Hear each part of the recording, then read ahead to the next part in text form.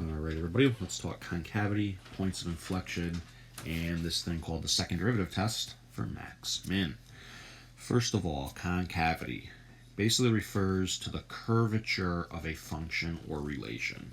Okay, so we got this graph of f here, and just to kind of highlight some areas, okay, talking about the curvature of this thing. This portion right here, and this portion right here where it kind of curves upward, that's concave up. All right, and in the middle here, this portion that kind of curves downwards, that's what we call concave down. All right, use a different color there just to better highlight it. Okay, that portion right there is concave down. Okay, so curvature is basically what's meant by concavity. Okay, so let's dig a little deeper with this idea. Okay, so concave up is basically this shape. Okay, kind of looks like a smiley face. Concave down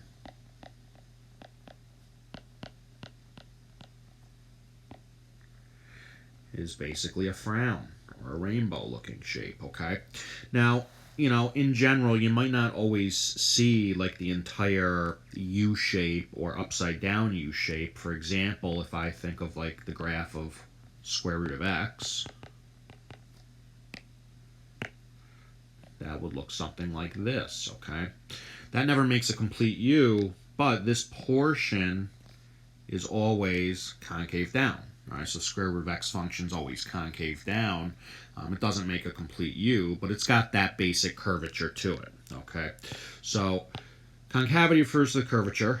We have concave up and we have concave down. Now, you may remember something about concavity from last year dealing with the second derivative of a function, right? So let's try to put these pieces together, okay, and see what's going on. Okay, you may recall that for a function to be concave up, the second derivative ends up being what sign? Positive, right? Well, we're going to understand why that is in just a moment, okay? So, quick little review here, going back to this original graph. Here we have a relative min, we have a relative max, here we have another relative min, right? In this section, the graph, we say f is decreasing because it's got negative slope, right? So f is decreasing. And what did we learn about previously? Well, that meant that the first derivative was negative, right? When the first derivative is negative, the function's decreasing. In this middle section between our min and max, the function is going upward. It's increasing. So here f is increasing, and we learned that that meant that the first derivative was positive. Okay, and in this third section over here, f again is decreasing as we go from our max to our min. So once again, the first derivative is negative, and in this last region, f is on its way up again, so the first derivative is positive. Okay, so just like something quick to recall, if the function f was increasing, its first derivative was positive. And if the function f is decreasing, the derivative of that function was negative, okay? Well, that's going to come into play in a moment when we talk about concavity, okay? Because what's true between f and its first derivative is really true about any function and its derivative. For example, like f double prime is increasing when its derivative is positive. So that would mean the third derivative was positive. I could say some function h triple prime, when is that increasing? Well, I would have to look at its derivative, which I would call h fourth prime, and that would be greater than 0. Okay, so this general property holds for any set of functions and its derivative. Okay, and you'll see how that comes into play in a moment as we talk about concavity. So, concave up. Let's take a look at what's really going on. So pretend this is the graph of some function f in blue, and it's concave up. What I want to talk about is from left to right, what's happening to create this shape. All right, so I'm just going to like label 5 points here. And what I want to do is I want to look at the slope at those 5 points and kind of see what's going on here. So at this first point from left to right, I have some pretty steep negative slope there at that point that I've labeled. So I make my way from left to right. this point has another negative slope, but it's not quite as steep. When I get to the bottom of this thing, I have a slope of 0. As I start making my way to the right, I now have a positive slope, and now at this last point, I have the most positive slope. So actually think about what's happening to the slope of f as we go from left to right when we have this concave up shape. It looks like from left to right, the slope of f itself is increasing in value, right? It went from some big negative slope to a less negative slope to a 0 slope to now a positive slope and a more positive slope, okay? So maybe I'll label like that. Some big negative slope, a negative slope, a 0 slope. So you can see from left to right, the actual slope is increasing, and that's what yields this kind of concave up shape. Well, let's summarize that. What is the slope of f, though, right? The slope of f is our first derivative. So concave up, it means the first derivative, f prime of x, is increasing. When f is concave up, the first derivative is increasing. Slope of f is increasing. And now tie it back to what we were just talking about, right? If a function in general is increasing, what does that mean about its derivative? Well, its derivative is going to be positive. So if f prime is increasing, that means its derivative, f double prime, is positive. And this is what you might remember from last year, that, oh yeah, function is concave up when the second derivative is positive. Okay, but this is why. It has to do with the curvature and the way the slope is behaving. Okay, and then you'll see the opposite happen with concave down. All right, over here, if I pick up a handful of points and again investigate what's happening with the slope of this function that I'm calling f that's now concave down, well, let's look. From the left to right, we have some very positive slope over here. As I make my way to the next point, well, the slope is still positive, but it's less positive than it was. When I get to the very top, we now have a slope of 0. Here we have some negative slope, and now we have some much more negative slope, okay? So kind of the opposite is happening when we have this concave down shape. The slope of f itself is decreasing in value. Okay, if you want to write the words in value in, go ahead. Right, we had some big positive slope. Now we have a less positive slope. Now it's 0. Now it's some negative number. Now it's even more negative, right? The actual slope of this function is decreasing in value, which yields this type of curvature. And again, we can summarize this by saying, well, the slope of f is f prime. So we could say f prime x itself is decreasing. Okay? And if a function is decreasing, what does that mean? Well, just like we talked about up here, if something is decreasing, its first derivative is negative. Well, what's the derivative of f prime? F double prime. And this is why if a function f is concave down, its second derivative is negative. Okay, so let's kind of summarize this a little bit here, okay, because there's a lot going on. You know, and we got to talk first about this thing called a point of inflection, and then we'll kind of summarize all this information. Okay, point of inflection. That's where you have a change in concavity. If I go back up to this graph, remember I highlighted it earlier, this section was concave up, this section was concave up, and in the middle here, this was concave down. Well, the point of inflection is where you have a change in concavity, so I'm going to label that with these green dots here. Okay, these are the points of inflection. When the concave cavity of the function changes from up to down or down to up.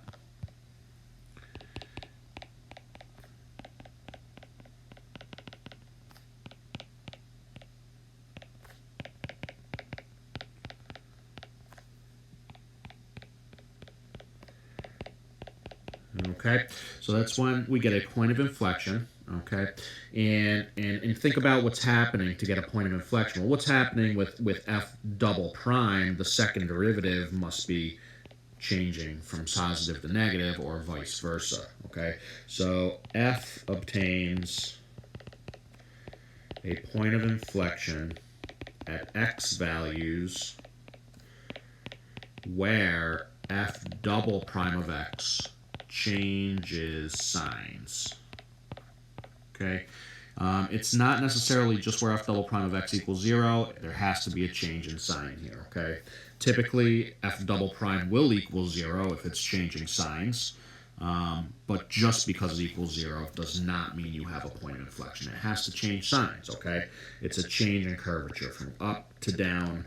All right, and there's our point of inflection right there. Second derivative positive, second derivative negative. Okay. So that's a point of inflection, all right? And, you know, what else is happening? Well, we got to be on the lookout for what f prime itself is doing, okay? You know, these are kind of like similar statements here. If f prime is increasing, the second derivative is positive, all right? Both of those statements will be true together, just like if the second derivative is negative, the first derivative is decreasing.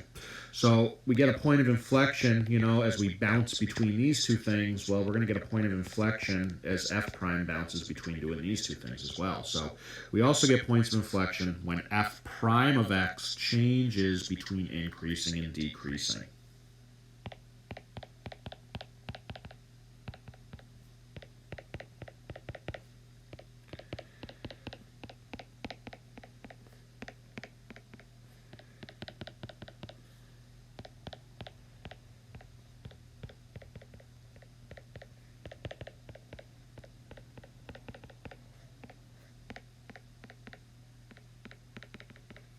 Okay, and if you think about that, if we're going up and now we're going down, we change from increasing to decreasing, or vice versa. We're going down, now we're going up. If this is f prime, what are these things? These are the relative max and mins of f prime.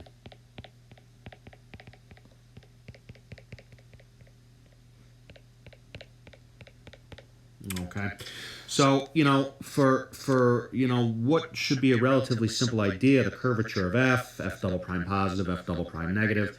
You know, when you stop and think about it, there's a lot going on. Okay, there's a lot of things going on and a lot of connections to be made between f prime and f double prime. Okay, so let's summarize in a little bit of a table here what we've done so far. And again, pause as you need to.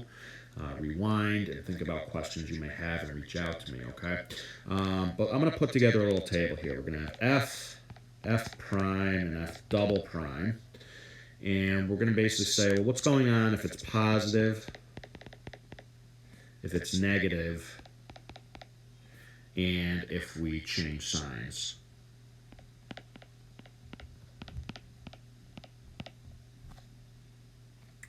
All right.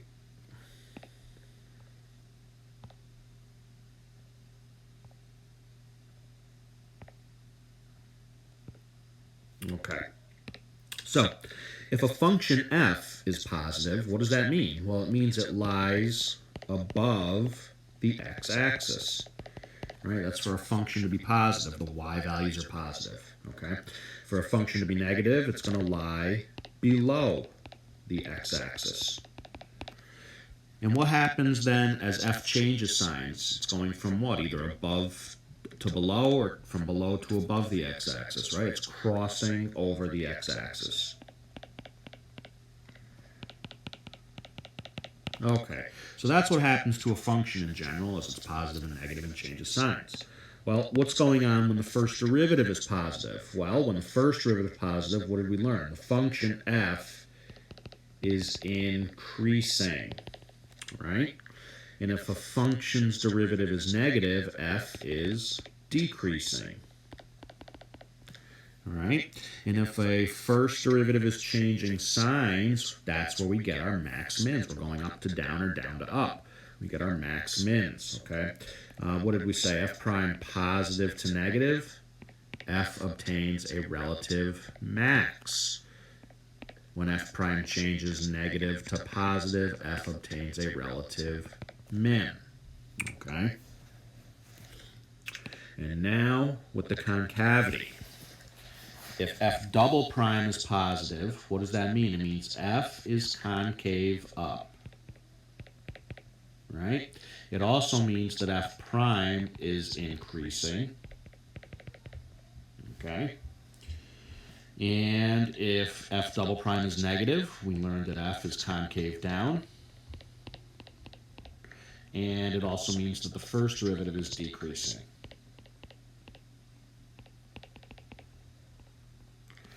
Okay, and if the sign is changing, if f double prime changes signs, f has a point of inflection, and it also means that we are at a max or min of f prime. Okay, so again, a lot going on, but it kind of gets summarized in this table here. Okay, so take some time to digest this.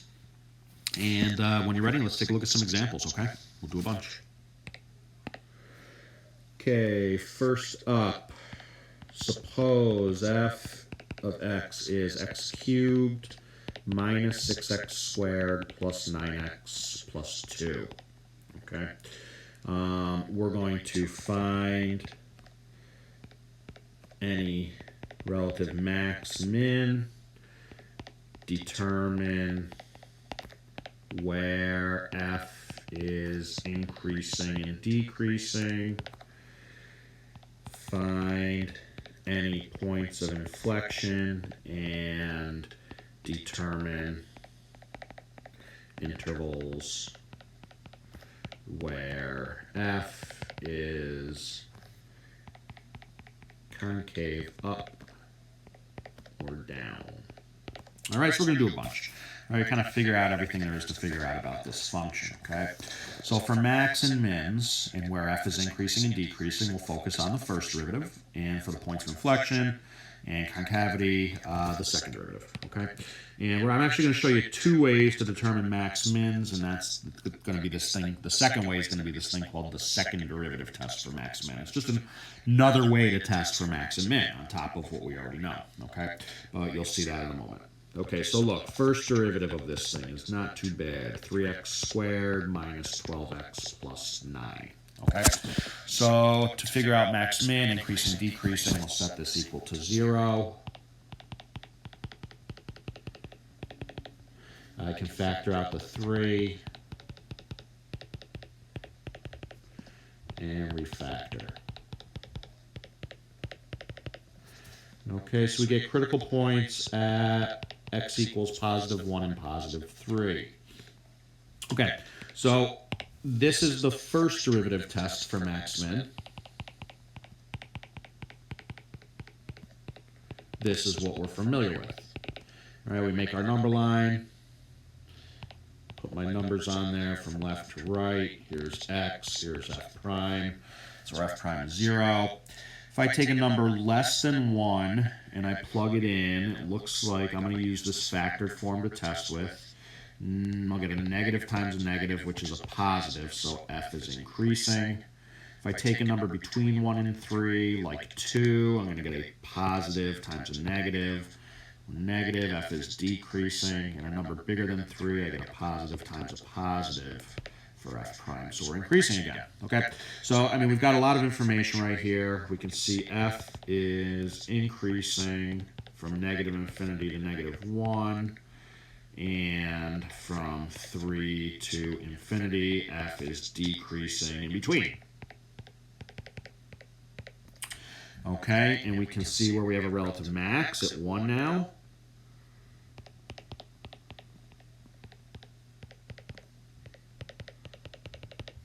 And a relative min at x equals 3. Okay. And if we want the actual coordinates, what do we got to do with those two x values? Well, we got to plug them back into the original function. Okay. So the actual max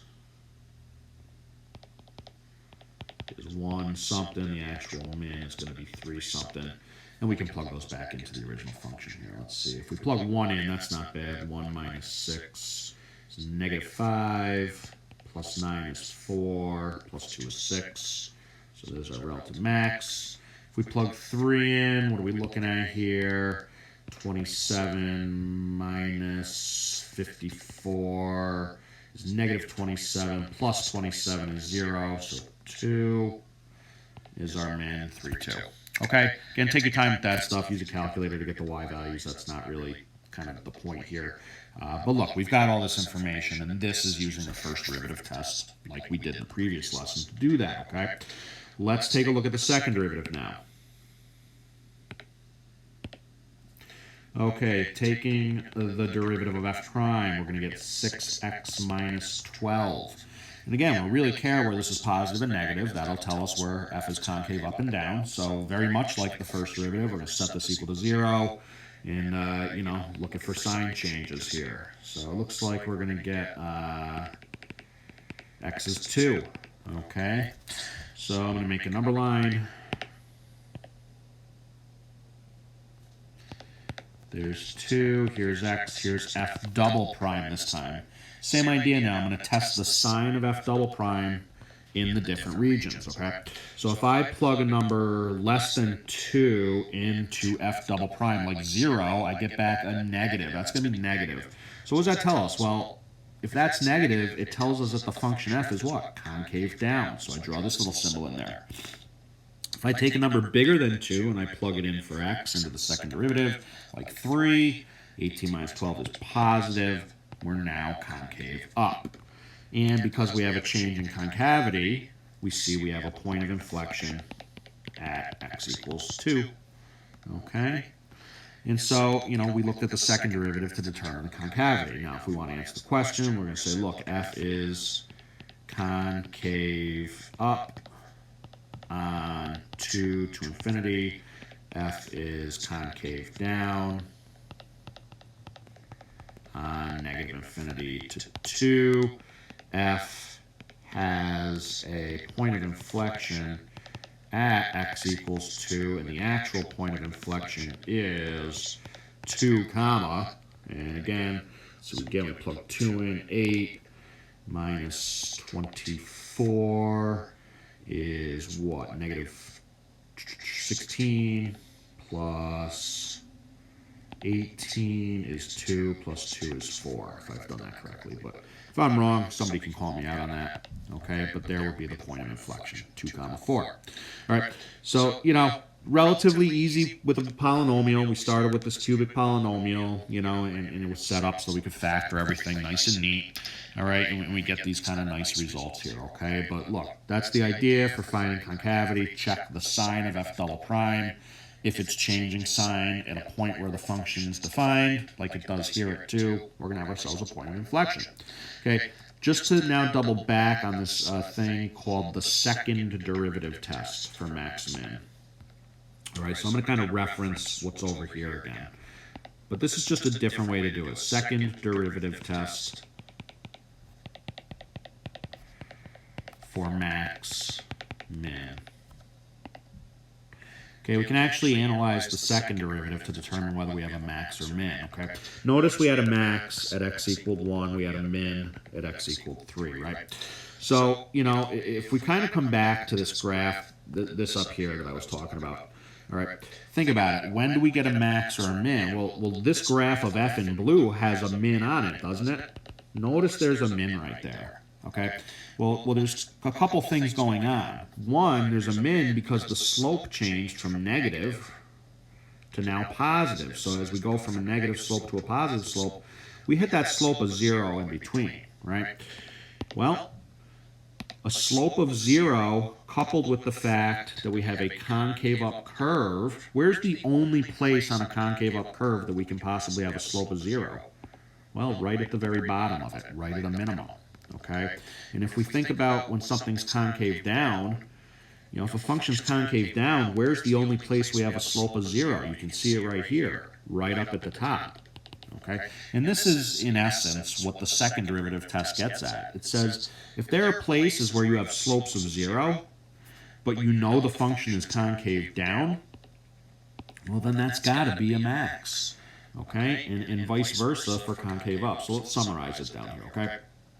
If f prime of some number a equals 0, right? The first derivative is 0, we have a slope of 0, and the second derivative at that point is positive, okay? What does that mean? Okay, well, the function is concave up, and the first derivative is 0. Where's the only place that can occur?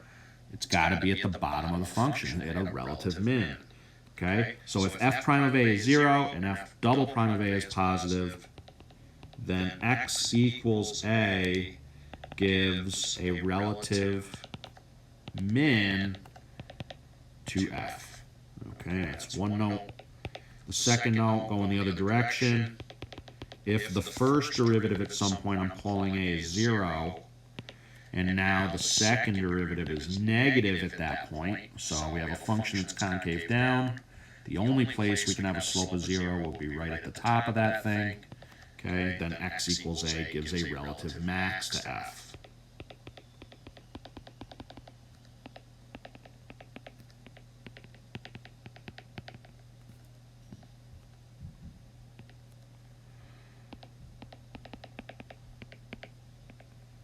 Okay, and now just to kind of tie it back to this problem over here, look, right, where were our critical points, right? We figured out that that was 0 at x equals 1 and 3. So the idea is, you know, we can say, well, look, f prime of 1 was 0. Let's look at f double prime of 1 for this problem. Okay, here's f double prime, 6x minus 12. We'll just rewrite it. Okay, if I look at that, I don't really care what it equals, I just care what sign it is. Look, if I plug a 1 in for x, that's going to be negative. So I have a function that's got to be concave down with a slope of 0. I must have a relative max. Was that true? Did we have a max? Yes, we absolutely did at 1. Okay, that's the second derivative test. Let's look at x equals 3. So f prime of 3 was 0. That was our other critical point. Let's look at the sign of f prime at 3. If I plug a 3 in for x and f double prime, we get back a positive value. The function f is concave up, but at the same time has a slope of 0. That's got to be a relative min. It's exactly what we got up here. Okay, so look, again, it's really just a second way of testing for max and min. Sometimes you're asked about it, so I want to make sure you guys have that, okay? But in general, you know, concavity, you're looking at the second derivative, looking for those sign changes for the points of inflection, okay? Let's do a few more examples now.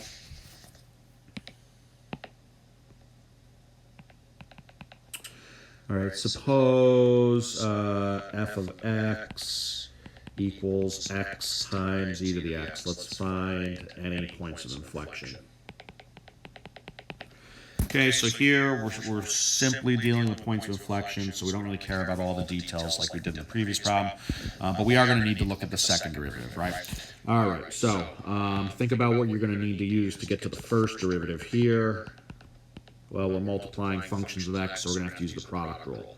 Derivative of x is 1 times e to the x plus, I will keep the first x. The derivative of e to the x is just e to the x. Okay, so f prime is e to the x plus x e to the x. Okay, moving on to the second derivative. Derivative of that, e to the x is itself, and again I have the same exact product rule that I started with, okay? So I'm just going to get back the same thing I got back a moment ago. E to the x plus x e to the x. Alright, so there's our second derivative. Let's clean this up a little bit here. Looks like we have 2e to the x plus x e to the x. Alright, or if you prefer, e to the x times 2 plus x. We can factor that, which will probably be helpful for the algebra. All right, so there's our second derivative, okay? Again, take a moment to make sure you can get through that, and let me know if you have any questions. Let's set this equal to 0. So we have a product, right? So either e to the x is going to equal 0 or 2 plus x is going to equal 0. Okay, the right-hand side is pretty easy to solve. If I subtract, we get x equals negative 2. So there's where the second derivative is 0 at negative 2. In terms of e to the x equaling 0, all right, keep in mind what the graph of e to the x looks like. You know, e to the x is this exponential function, and it's got a horizontal asymptote along the x-axis. Right, so is e to the x ever going to touch the x-axis? Is it ever going to equal 0? No. Okay, so there's no solution to that, which is actually, you know, for our purposes, a good thing, right? E to the x always lies above the x-axis. E to the x is greater than 0 for all x, okay? Never equals 0. So that's good. We have one place where the second derivative is 0, and that's at x equals negative 2. So that's what we're going to want to test around to see if we have a point of inflection. All right, so x, f double prime at negative 2, f double prime was 0. So now we want to test the sign. And again, I'm going to use this factored form right here to test the sign. Okay? E to the x we just said is always positive. Okay, so that's going to be positive times. Now, if I have a number less than negative 2, that is going to be negative. So positive times negative is negative, and the function is concave down. If I take a number bigger than negative 2, however, this quantity will be positive, and that product will be positive. And so now we're concave up. And so we do have a point of inflection at x equals negative 2. All right? And it wants us to actually find the point of inflection, so we do have to get the y value. And what are we going to do to get that? Go right back to the original function and plug in negative 2. Okay, and when we do, we get that. And if I want to clean it up a little bit, I can rewrite it like that, e squared in the denominator because of the negative exponent. And there is the point of inflection. Okay, so again, watch for the product rule. Get used to some of these different types of functions, not just going to be polynomials this year. Okay, here's another one. Suppose g double prime of x is equal to x squared quantity x minus 3 cubed times quantity x plus 4. Determine any x values where g obtains a point of inflection. Okay, so we want to find just the x values where g obtains points of inflection based on the fact that we're given what g double prime equals. Okay, well, it's actually kind of nice that we're given g double prime, and it's very nice that it's factored. Okay, to find points of inflection is to do what? It's to find where the second derivative changes sign. So, you know, a lazy person is going to say, hey, this is when x is 0, when x is 3, and when x is negative 4. Those are the zeros of g double prime. Again, zeros don't necessarily imply points of inflection. It's important that we see if this is changing sign, because if it's not, we're not getting a change in curvature, and we don't have a point of inflection by definition. Okay, so look. I think it's fairly simple to see where this equals 0. Okay, we get x equals 0, 3, and negative 4. And so those are the values I'm going to test around. So I'll create my number line. And let's make sure we put these in the right order from left to right. So those are x values making g double prime 0. And again, I'm just going to carefully go up to that factored form there. Plug in values and see if we're positive or negative. So let's see, if I test, let's say, x equals negative 5, that's somewhere to the left of negative 4 there. Let's see, x squared is going to always be positive. Negative 5 minus 3 is negative. Cube it, that's negative. And negative 5 plus 4 is negative. So the product of a positive and two negatives is positive. It looks like g is going to be concave up for x values less than negative 4. In between negative 4 and 0, I'll use negative 1. X squared, always positive. Negative 1 minus 3 is negative. Cube it, it's negative. Negative 1 plus 4 is positive. Okay, so now that product is going to come back negative. We're concave down. Definitely have a point of inflection at negative 4 because g double prime changed signs. Okay. Let's move on to the next interval, 0, 3. I'll use x equals positive 1. X squared, positive. X minus, 1 minus 3, negative. Cube it, negative. And 1 plus 4, positive. Well, that came back negative, so we're still concave down. No point of inflection at x equals 0. There's no change in the curvature. Okay, moving on to say any value bigger than 3, I'll use 4. X squared, positive. 4 minus 3, positive. Cube it, we're positive. And 4 plus 4 is positive. So we are back to concave up, and we found another point of inflection at x equals 3. Okay, so the point of inflections only occur at x equals negative 4 and 3 for this particular function. And we can't get the y values because we don't know the actual original g function. Okay, so in a question like this, it would just ask about those x values. All right.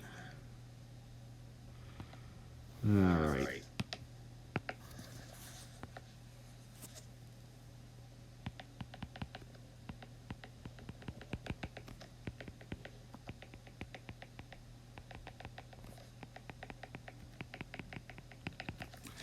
What is the concavity of a line? All right, so we're talking about all these functions with their curvature and whatnot. What is the concavity of a line? What do you suppose? If you think about it for a moment, okay?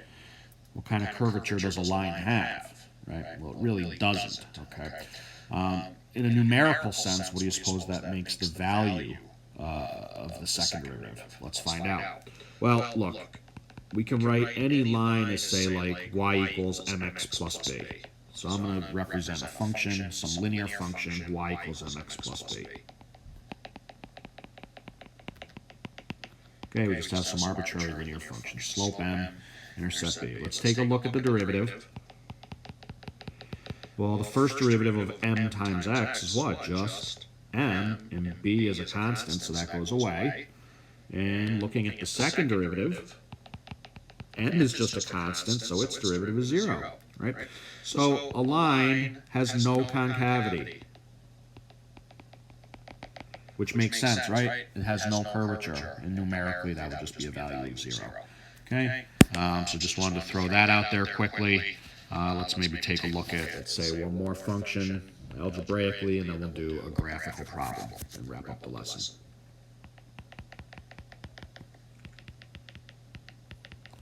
Okay, suppose we have this function, and again, let's find any points of inflection. Okay. So we're going to want to look at the second derivative again. And what do we got to notice this time? It looks like we're using the quotient rule to take the first derivative, okay? So f prime, derivative of the top is 1 over x times the bottom minus, keep the top, times the derivative of the bottom, all over bottom squared. And this can be cleaned up. 1 over x times x is just 1, so we get f prime of x equals 1 minus the natural log of x over x squared. Okay, there's our first derivative. All right. And let's take a look soon at the second derivative now. Looks like we're going to have to use the quotient rule again. Derivative of the top. Let's see, derivative of 1 is 0 minus ln of x. So negative 1 over x times the bottom minus the top times the derivative of the bottom over the bottom squared. Okay, and let's see, cleaning this up. We're going to have negative x. I'm going to rearrange some terms here in the numerator. Okay, and we're getting kind of this ugly looking thing, but let's take a look.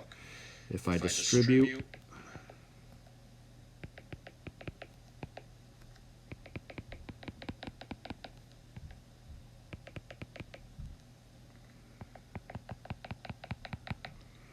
those I can combine.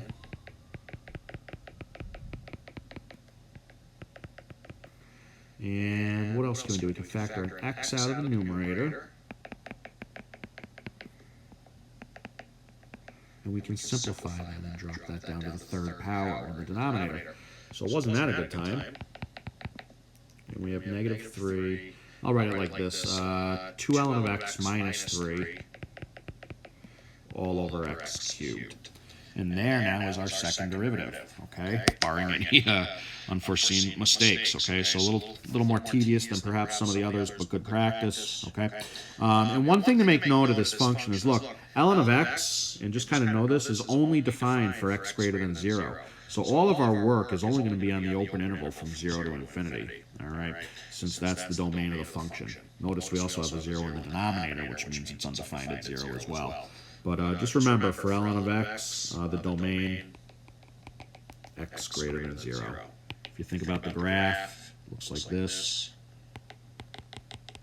Has an asymptote along the y-axis and goes to the point 1, 0. Okay, so I bring that up because, look, obviously this is undefined at 0, but it's really not a big concern to us. We're only interested in what's going on for x values that are positive. And if we set the numerator equal to 0, let's see what we get.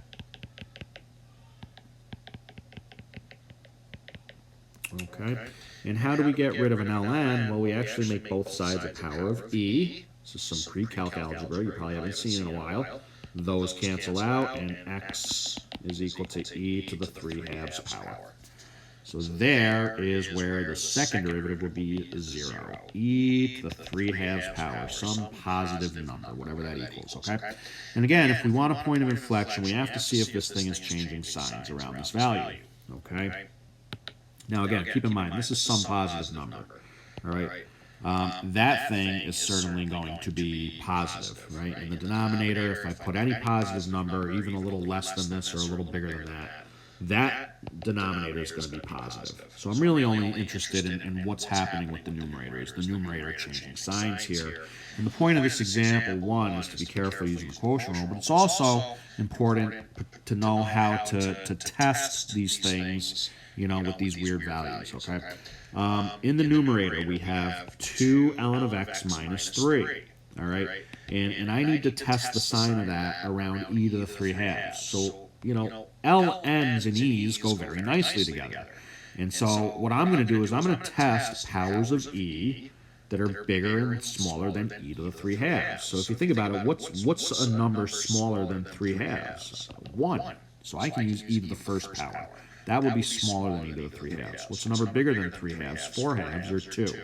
So these are the numbers I'm going to test with in my second derivative. So if I look at f double prime of e to the first, 2 ln of e minus 3 over e to the first cubed, so basically e cubed. And again, look, I'm not going to think too much about the denominator. That's some positive number. But I can clean the numerator up nicely. The natural log of e is, of course, 1. Okay, again, something you want to know. So think about what the numerator becomes. This becomes 2 times 1, which is 2, minus 3 is negative 1. This thing came back negative over in this region. Our function is concave down. If I look at the sign of f double prime at e squared, we're going to get 2 ln of e squared minus 3 over e squared cubed, which again, that's e to the 6th down there, which is just some positive number. But now, ln of e squared, that is equal to 2. Remember your rules of logs. You can bring the 2 down. We now have 2 times ln of e, which is 2 times 1. That's the number 2. So, we have this coefficient of 2. This thing was 2. And so we have 4 minus 3, which is positive 1 in the numerator. And the second derivative came back positive in this region. Okay? Again, if you need to slow down, rewind, watch this a couple times, get used to the algebra, okay? But that's the point of these examples, is to kind of show you some of this algebra, okay? And it might be a little tricky at first. But in any event, did the second derivative change sign at e to the 3/2 power? Yes, it did. Okay, so to find any point of inflection, we have a point of inflection at x equals e to the 3/2, and if we want the actual y value, we'll plug it back into this original function over here. So f of e to the 3/2, ln of e to the 3/2 over e to the 3/2, and then again, this swings down, and the natural log of e is 1. So we get 3/2 over e to the 3/2, or I can write that as 3 over 2e to the 3/2. There's the y value, so the point of inflection at the end of the day is that guy. Okay? And again, a little bit of an advanced example. If you can do these other ones with confidence, you're in pretty good shape for where you need to be right now. Okay? But again, this one a little more algebraic, specifically dealing with e and ln functions. Okay? Let's try to get that down. And now one last thing we're going to take a look at is more of a graphical type of problem.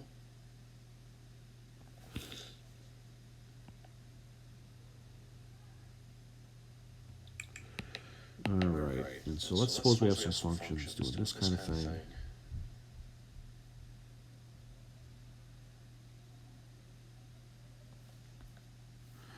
Okay, and this is actually, I'm going to call this the graph of f prime.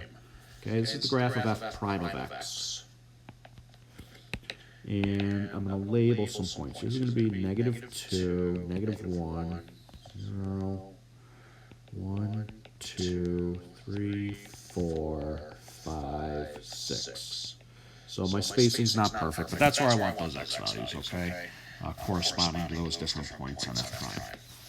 And let's go through a bunch of questions here.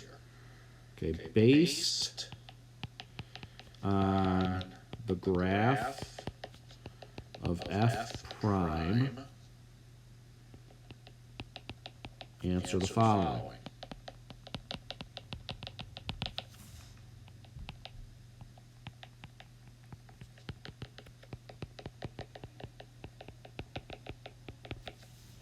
Okay, first, where is f increasing? Okay, and remember, we got to base everything on what f prime is doing.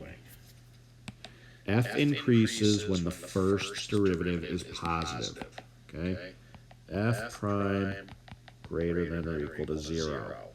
Where is the graph greater than or equal to 0? Well, f prime is the graph we're looking at. That's greater than or equal to 0 where it lies above the axes, above the x-axis. Okay, so those regions I just highlighted. If you want to, you can always take this and make it and turn it into the number line. Okay, but I'm going to try and show you this without doing that. Okay, so look, f prime of x is greater than or equal to 0. This is the graph of f prime. Where is it above the axis? From negative infinity to -2, and then basically from 0 to 4. Or excuse me, 0 to 6. Okay, it's above from 0 to 4, 4 to 6, but with the closed intervals, we can call that 0 to 6. Where is f decreasing? Okay, well again, a function decreases when the first derivative is less than or equal to 0. Okay, so we're looking at where this graph is below the x-axis. That would be those regions. -2 to 0, and that's just a little symbol for union. We're joining these regions here, and there you have it. Okay, but again, the reason is because f prime is less than or equal to 0.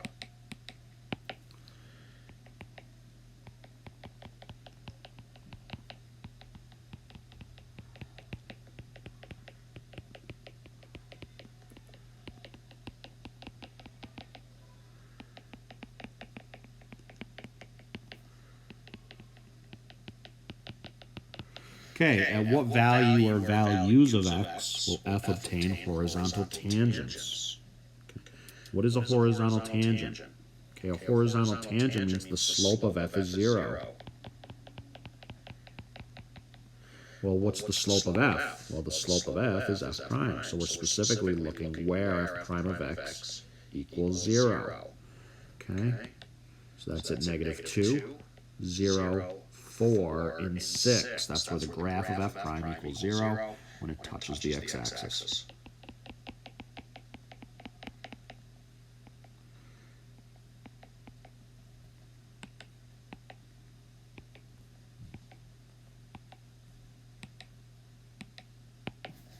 Okay, where does f obtain a relative max?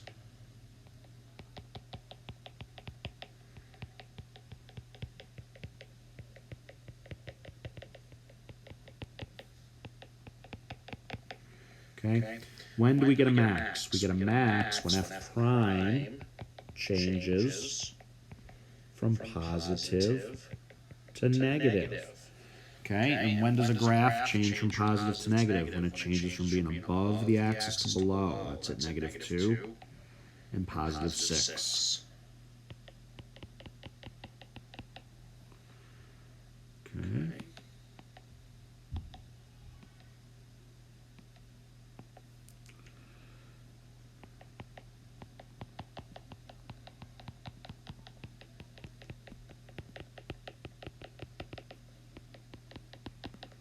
And now let's go the other way. When does x, at what x does f obtain relative min?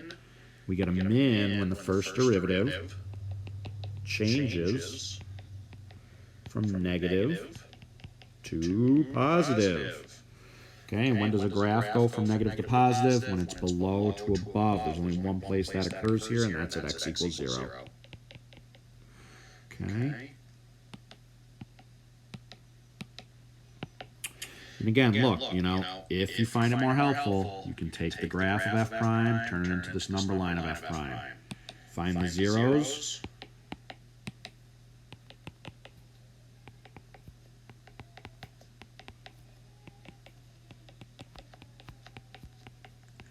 Then look at the sign, okay, positive above the axis, f increasing, negative, f prime was negative, so f is decreasing, f prime is positive, still positive, still increasing, negative, decreasing. Right, and then you can get all the same answers, maxes, mins, all that stuff, okay? If you find that to be more helpful, you can go that route. A little bit of extra work, but might make it a little more clear should you get questions like these, and you will. Okay, but now let's move into today's concept of concavity, okay? On what interval or intervals is f concave up? Okay. What about concave f concave down? And at what x does f obtain any points of inflection? Let's take a look at the graph of f prime and determine that, okay? So again, think about what's going on. F concave up. First thing I typically think about when f is concave up, I think about the second derivative being positive. But I have to base my answer on the fact that I'm working with f prime. If the second derivative is positive, what is f prime itself doing? Increasing. So for f to be concave up, for the second derivative to be positive, f prime needs to be increasing. That's when f prime is going up from left to right. That would be those two intervals. Negative 1 to 2, 4 to 5. Okay. When is f concave down? Well, for f to be concave down, that's when the second derivative is negative. But we're not looking at the graph of the second derivative. We're looking at f prime. So everything's got to be based on that. If the second derivative is negative, f prime itself is decreasing. Negative slope. And that would be here, here, and over here. Negative infinity, negative 1. Oops.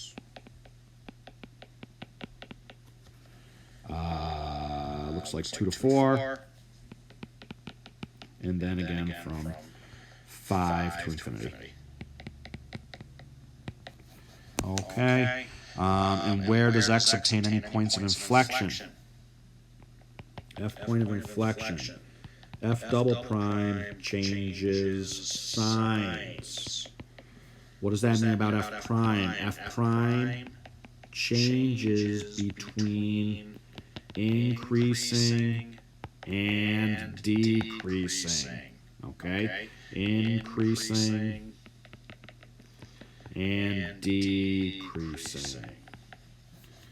Relative max mins of f prime. F prime is going down, now it's going up. That's going to be a point of inflection of f. Okay? Second derivative is changing signs. At 2, at 4, and at 5. It's when f prime changes between down and up and down, okay? The shortcut is to think the relative max mins of f prime. So negative 1, 2, 4, and 5.